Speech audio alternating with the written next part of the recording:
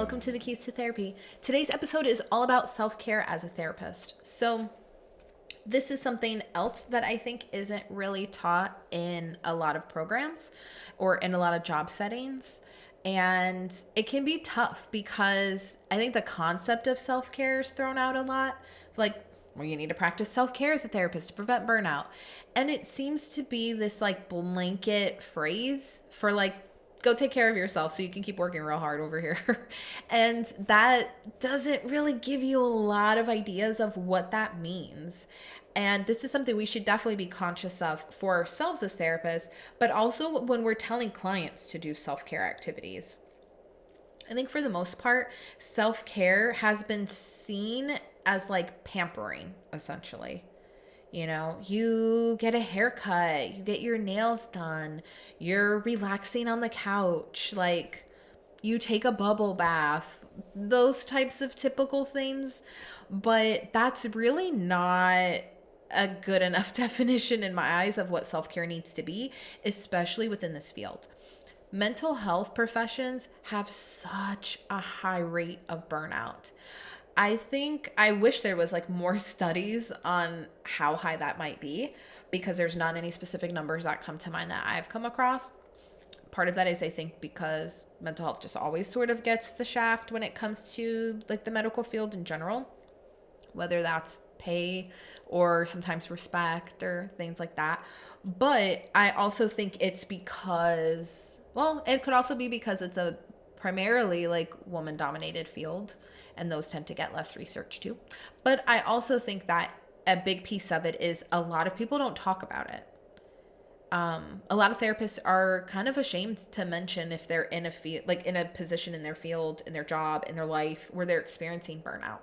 Anytime I've seen therapists post about it in like communities where there's therapists, like online spaces, whether it's Facebook groups, Reddit, whatever, it tends to be posted anonymously or in a way that can't really, like, there's no identifying information for who they are because I think there is a lot of shame associated with feeling like you just don't know if you want to do this job anymore. You don't know if you can maintain the same level of, you know, clients, work, hours, whatever that you've been putting in. So that might be really tough. And I wish it was talked about more earlier on. So maybe burnout could be prevented. So I decided to make this video because I've been seeing so many posts lately where people are saying, what else could I do with my degree?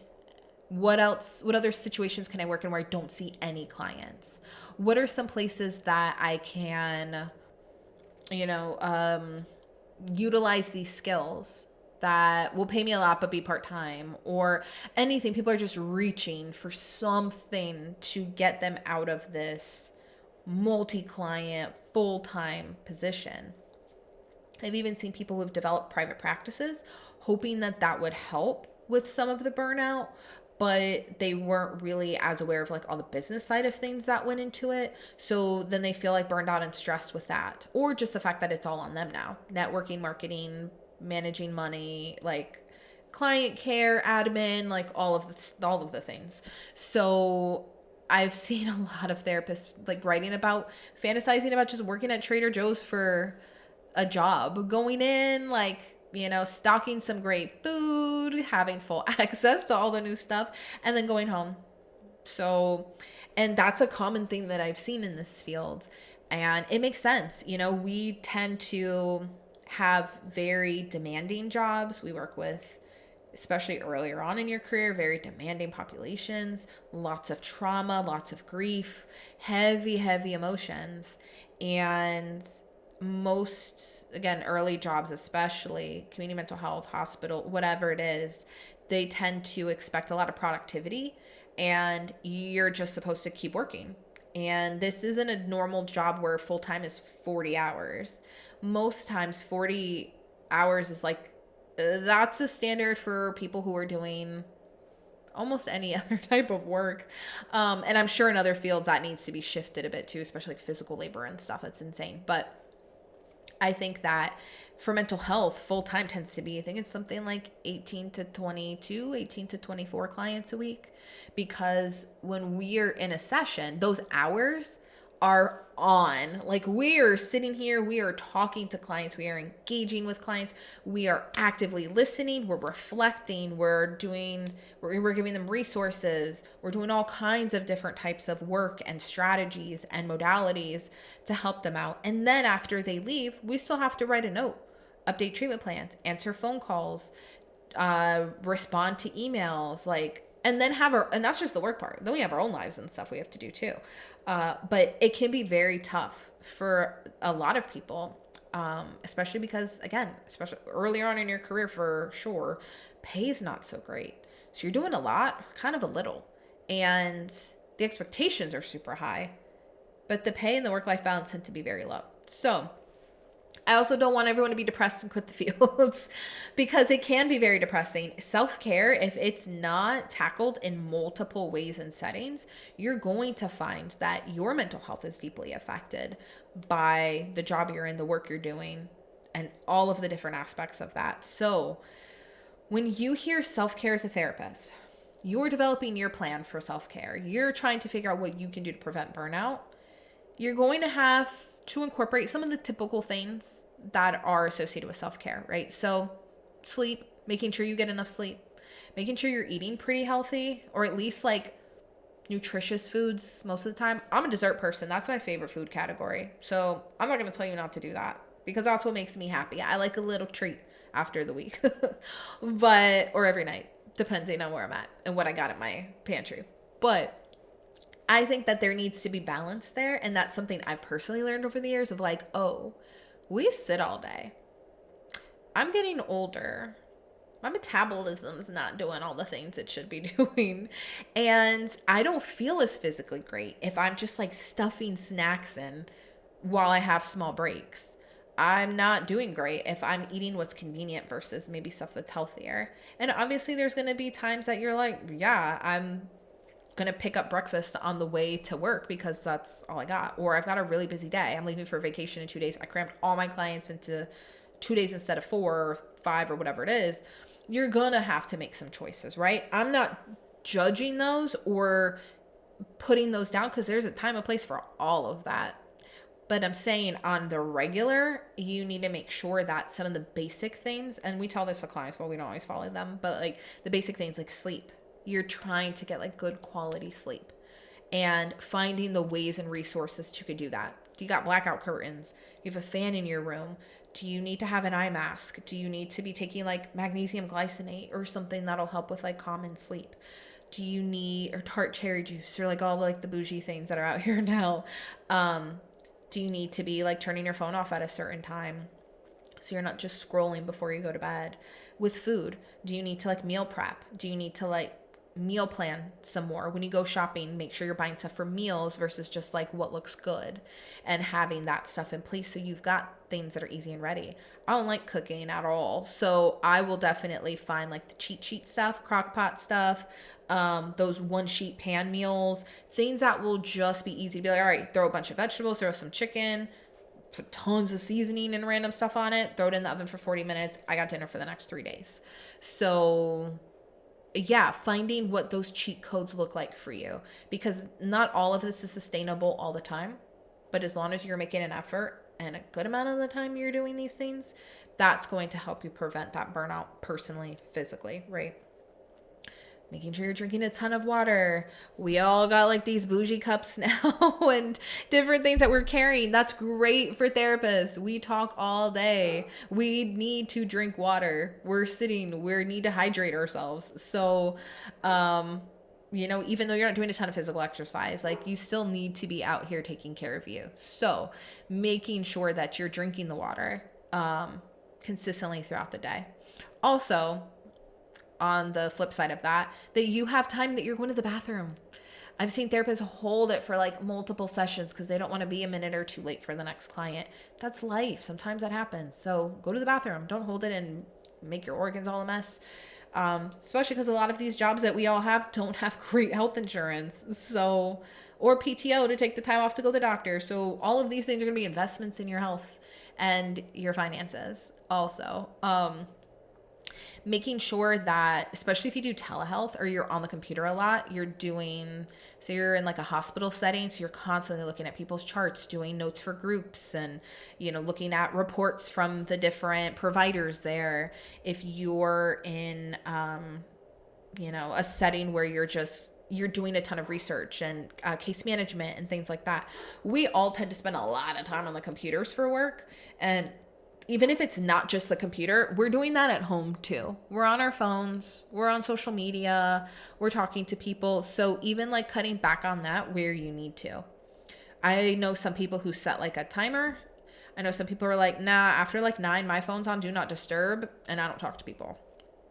I know some people were like, and I've done this personally over the years, to be like, nah, if you want to talk to me, like catch me like Thursday to Sunday. Because Monday through Wednesday, when I have clients all day, I'm not in that headspace to then hear other people's stuff. I finish work at 6. I knock out my notes for the day.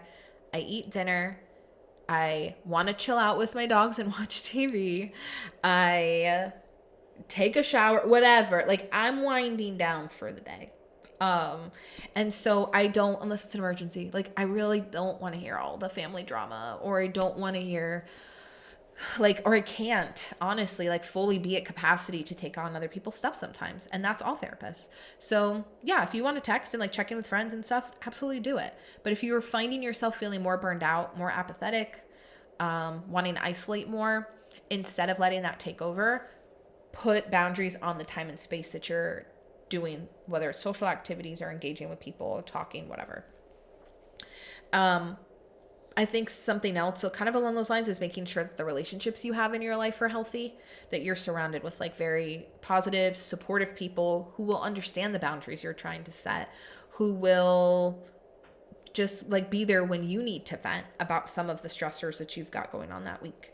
And that can be really helpful. It's tough when you've got people in your life who are not really supportive or who don't really get it.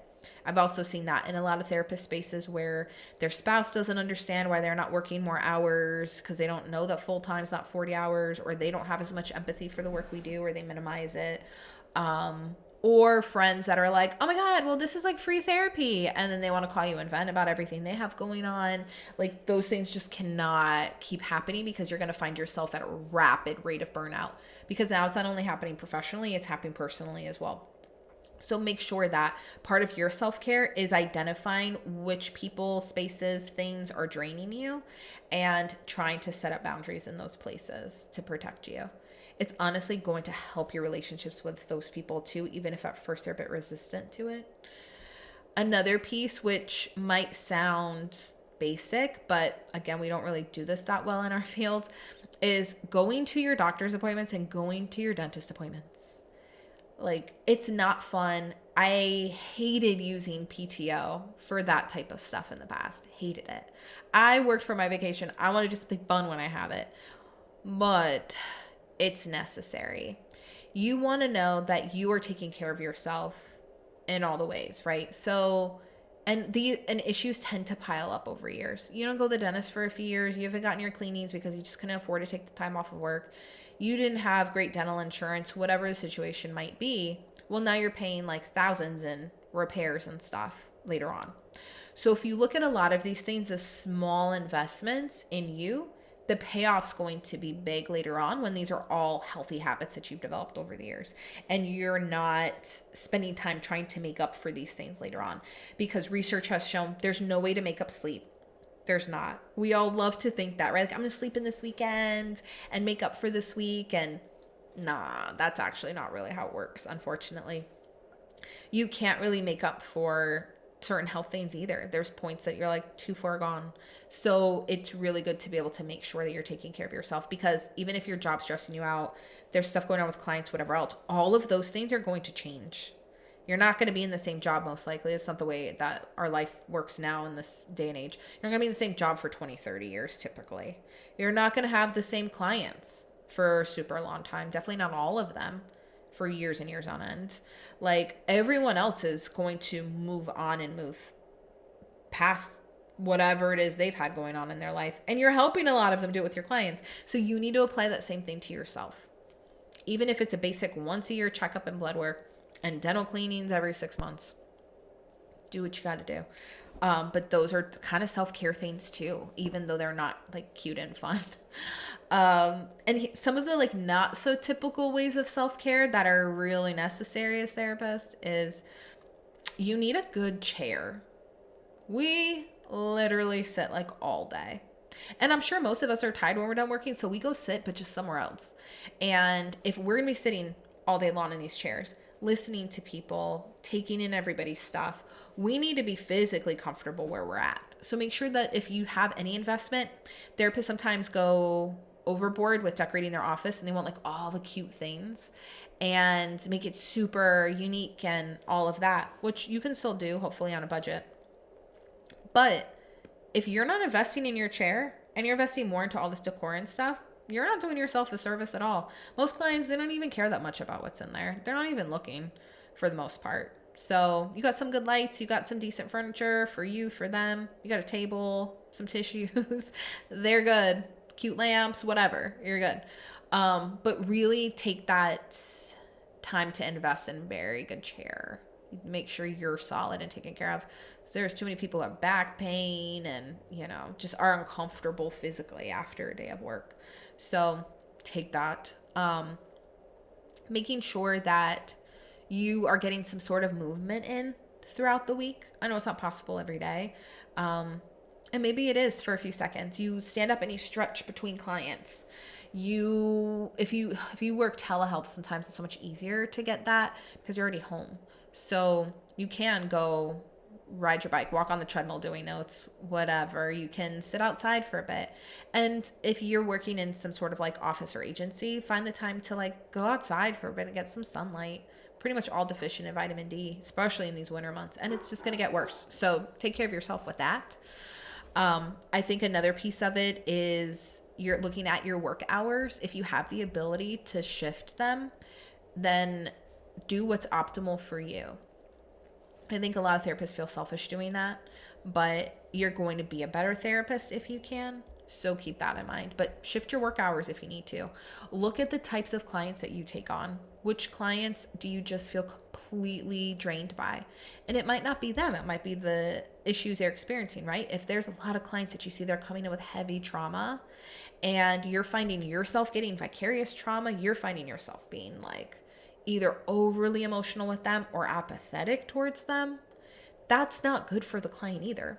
And it's not necessarily them. The vast majority of the time, it's just so many people experiencing the same heavy stuff all day. It can be a lot for you. So make sure that you're being very conscious of what type of clients do you do your best work with? Do you feel energized by?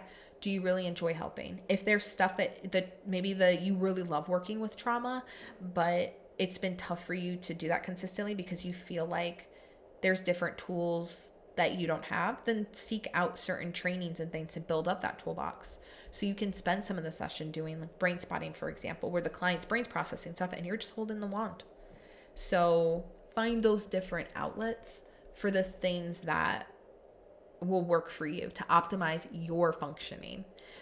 I know a lot of times everything is taught to us like the clients. But if you're burning yourself out, you're not going to be a great therapist to them. And how is that helping the client? So really take the time to figure out what those things are that you need. And along those same lines, having very strict boundaries around your work hours and when you respond to emails and when you accept calls. So if you're somebody who has a phone system, like you use the same phone for work and personal, or you've got like an app on your phone, have times where you literally just turn it off.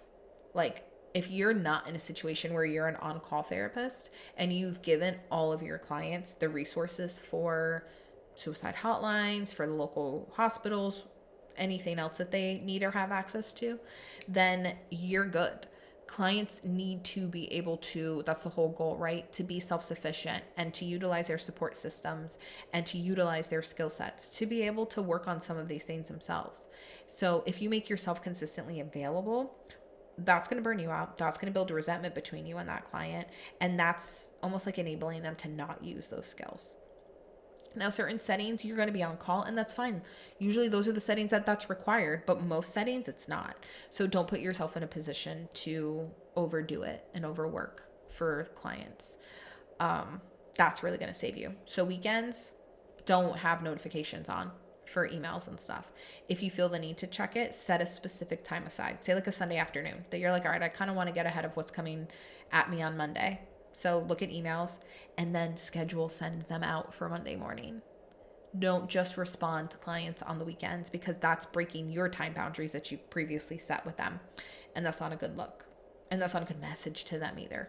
So make sure that you are addressing all of those things too, as far as self-care. I know that's a lot and it seems maybe a little bit scattered, but self-care cannot just be pampering.